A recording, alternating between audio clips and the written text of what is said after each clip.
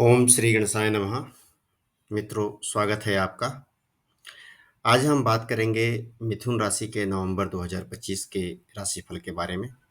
एक ऐसा महीना जहां ग्रहों की चाल आपके जीवन में नई परिवर्तन लेकर आ सकती है।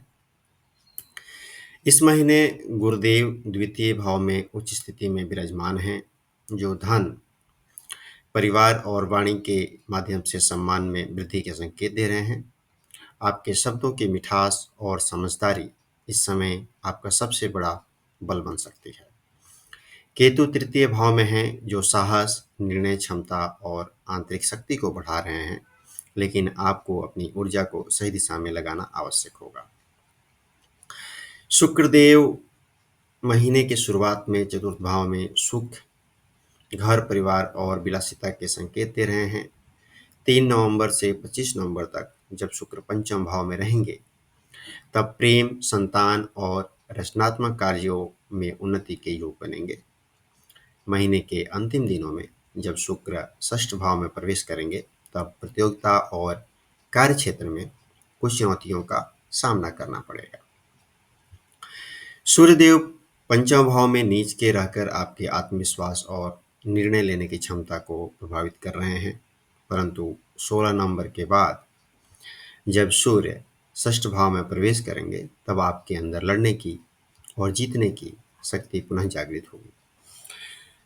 बुध और मंगल का षष्ठ भाव में युति आपकी तर्क शक्ति और ऊर्जा का शानदार संगम को प्रदर्शित कर रही है। हालांकि यह समय संयम का भी है। यह समय है प्रतिद्वंदियों पर विजय प्राप्त करने का, कार्य क्षेत्र में अपनी पहचान बनाने का।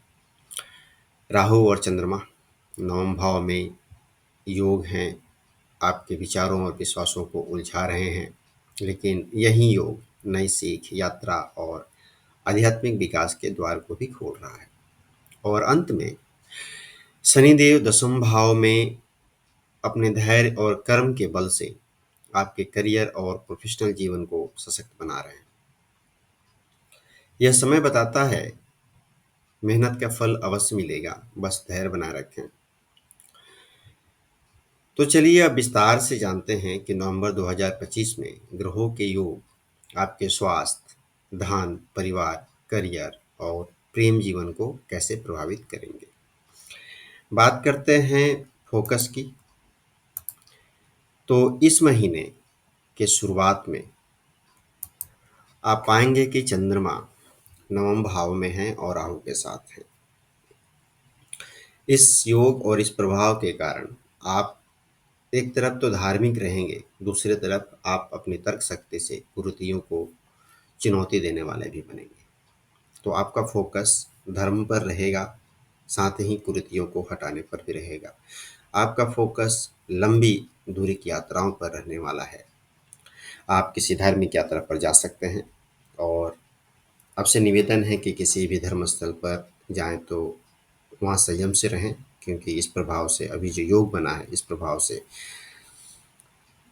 झगड़े के संकेत हैं। तो उससे बचकर रहें, शांति से रहें, संयम से रहें, दर्शन करें और वापस आ जाएं। आप अपने भाग्य को प्रबल करने के तरफ कार्यरत रहेंगे। आप कोशिश करेंगे कि आपका भाग्य आपका साथ दे और इस दिशा में प्रयास भी करेंगे। अगर आप अपने कार्य के सिलसिले में उलझे हुए हैं, तो आपका कार्य बन सकता है दूर क्षेत्र से। तो यदि आप किसी दूर क्षेत्र में रहते हैं, अपने जन्म स्थान से दूर रहते हैं, तो ये कार्य के लिए अच्छा है। आपके कार्य, सारे कार्य बनेंगे, आपका भाग्य भी साथ देगा और आपका फोकस भी इसी तरफ रहेगा।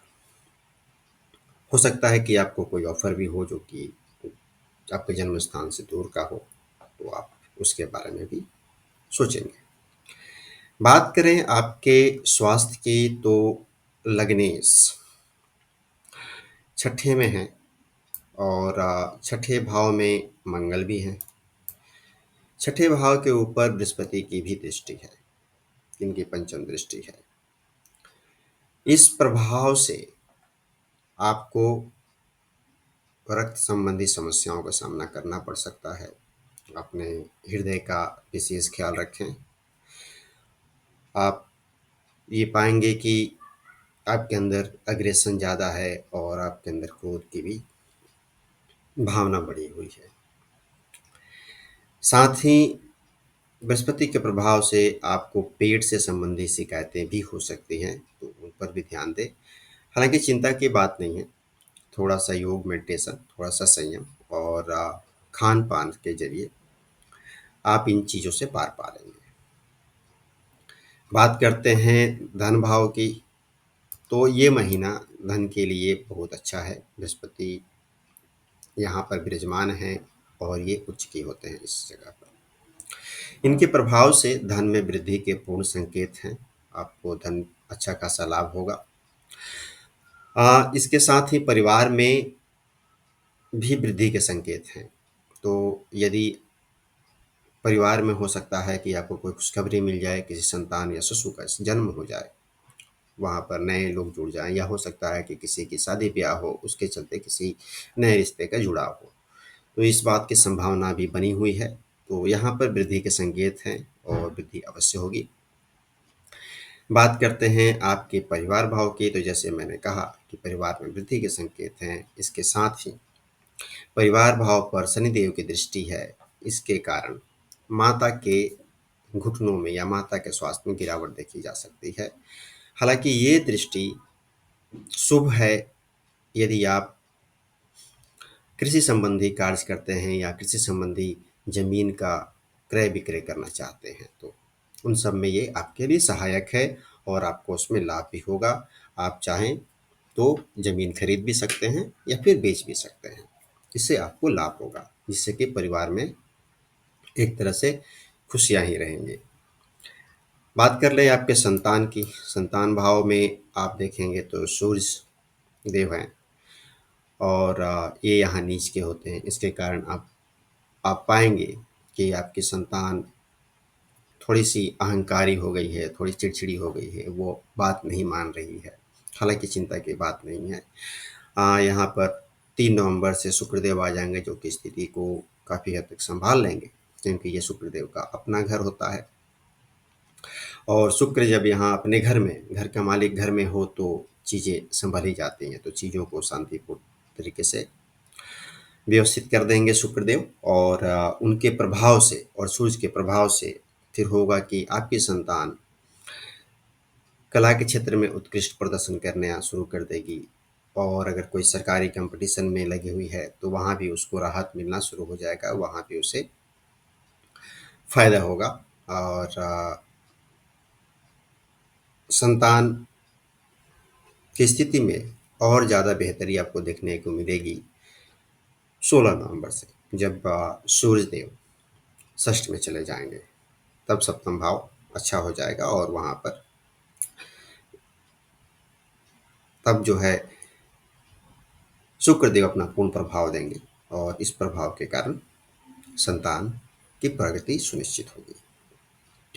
बात करें करियर के लिए, तो करियर के भाव में 2 चीज़ें हैं, एक अच्छी है और एक बुरी है। आप काफ़ी ऊर्जावान रहेंगे क्योंकि मंगल और बुध की युति है। साथ में ये 16 तारीख के बाद यहाँ पर सूर्य भी आ जाएँगे, तो ऊर्जा से तो भरपूर रहेंगे। आपके सामने आपके दुश्मन आँख उठाने की हिम्मत नहीं करेंगे, वे दूर रहेंगे आपसे, क्योंकि आप उनके ऊपर विजय प्राप्त करने के लिए पूरी तरह समर्थ हैं। परंतु यही अग्रेसन आपको मुसीबत में डाल सकता है, क्योंकि इस अग्रेसन को अगर आपने अपने बॉस के ऊपर इस्तेमाल किया, तो चीज़ें उल्टी पड़ जाएँगी। करियर में निरंतरता और बदलाव दोनों के संकेत हैं। यदि आप चाहें जहाँ पर हैं, वहाँ पर ही संयम से रहें, तो ये काफ़ी अच्छा कर सकते हैं। यदि आप बदलाव करना चाहते हैं, तो उसके भी योग बने हुए हैं। दसम भाव में शनिदेव शनिदेव की स्थिति है और शनिदेव के ऊपर देवगुरु बृहस्पति की दृष्टि भी है। तो इस प्रभाव के कारण ये भाव अति शुभ हो गया है और अभी यदि आप करियर में बदलाव करते हैं, तो आपको पदोन्नति के साथ लाभ भी मिलेगा। हालाँकि कार्य का भार अत्यधिक है आपके ऊपर, आप का काम के बोझ के नीचे दबे हुए हैं, आपको ऐसा लग रहा है कि कब इससे बाहर आएँ। ये स्थिति आपको 2 तरह से मजबूत कर रही है। एक आपको काम सिखा रही है, दूसरा आपको बहुत सारे कामों को एक साथ व्यवस्थित करने की कला भी दे रही है। हालाँकि ये आपके मूल स्वभाव के विपरीत है। आपका मूल स्वभाव चंचलता भरा हुआ है और आप चीज़ों को बदल-बदल के करने में विश्वास रखते हैं। परंतु इस निर्णय के कारण आप थोड़ा-सा बोरियत महसूस कर रहे हैं। चीज़ें ठीक हो जाएँगी। आप संयम रखें, परंतु ये स्थिति अच्छी है आपकी जॉब के लिए और आपके जॉब में बदलाव के लिए। बात करते हैं आपके व्यापार की, तो व्यापार में इस महीने तेज़ी देखने को मिलेगी। देवगुरु बृहस्पति की दृष्टि दशम भाव को मजबूत कर रही है। आपका और देवगुरु बृहस्पति आपके पार्टनरशिप के भाव के भी स्वामी हैं, व्यापार के विभाग स्वामी हैं और वे उच्च के हैं। इस प्रभाव से आपके व्यापार में काफ़ी तेज़ी देखने को मिलेगी। जो भी नुकसान आपने पहले उठाया है या जो भी मंदी आपने पहले देखी है, उन सब से आप पार पा जाएँगे। यह समय अच्छा है। बात कर लेते हैं आपके प्रेम जीवन की और दाम्पत्य जीवन की। तो प्रेम जीवन में इस महीने रस भरा हुआ है। शुक्रदेव पंचम में विराजमान रहेंगे, जो प्रेम का भी भाव है, तो प्रेम तो बरसेगा।